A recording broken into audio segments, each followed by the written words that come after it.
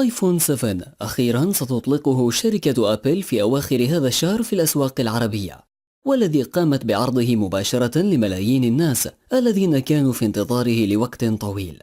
خلال العرض الذي قدمته الشركة أوضحت أن هاتفي آيفون 7 و7 بلس سيكونان طفرة نوعية في الهواتف الذكية، وأوضحت الشركة أن هاتفها الجديد سيجيب على كل انتظارات محبي الآيفون. لكن وخلال العرض المباشر انفجرت مواقع التواصل الاجتماعي بالانتقادات لهذا الهاتف الجديد لعدة مشاكل وعن عدم استجابته لانتظاراتهم. اليوم سنقدم لكم أكبر 5 مشاكل في هاتف آيفون 7. استغنوا عن تقنية الشحن اللاسلكي والشحن السريع.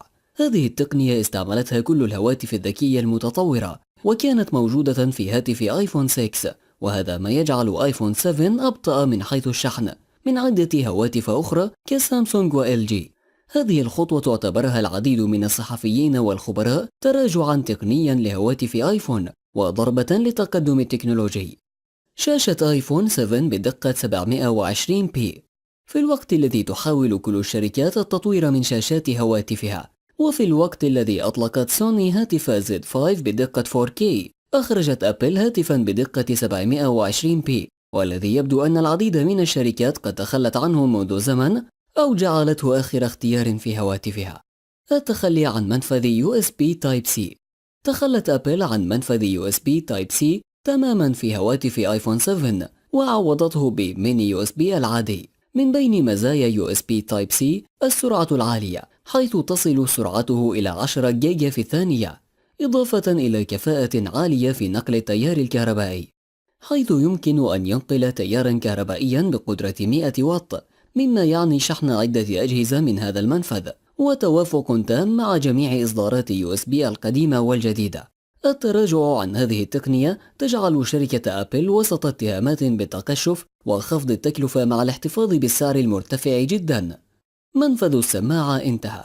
منفذ السماعة 3.5 ملم موجود في الأجهزة السماعية منذ القرن التاسع عشر، وهو يعد عنصرا أساسيا في جميع الأجهزة، ومنذ إطلاق ووكمان في سنوات الثمانينيات وهو منتشر بشكل كبير عند كل محبي الأجهزة السمعية، فقد استمر مع أجهزة آيبود وكل الهواتف النقالة وكل منتجات أبل، إلى أن قررت هذه الأخيرة التخلي عن هذا المنفذ وتعويضه بسماعات بلوتوث يمكن أن تضيع منك بسرعة، أو باستعمال توصيلة تربط بين السماعة ومنفذ الشحن، وهو ما لم يعجب الكثير من محبي أبل. ولا تقنية جديدة. يبدو أن شركة أبل لم تعمل بشكل الكافي على هواتفها الجديدة، حيث لا يوجد شيء جديد، فالنواة الجديدة ليست إلا دمجا لعدة نويات أخرى قديمة. وازدواج الكاميرا في هاتف آيفون 7 بلس ليس جديدا، فقد كان في عدة هواتف أخرى، وحتى الانعكاس على الشاشة الذي تعاني منه الهواتف الذكية لم تعالجه أبل. ليس هذا فقط، بل ذهبت الشركة إلى التخلي عن أكثر التقنيات الناجحة في هواتف أخرى، والتي سبق ذكرها في هذا المقطع. لدعمنا قم بتسجيل الإعجاب بالفيديو والاشتراك في القناة مع مشاركة الفيديو. جميع الحقوق محفوظة لقناة أسرار.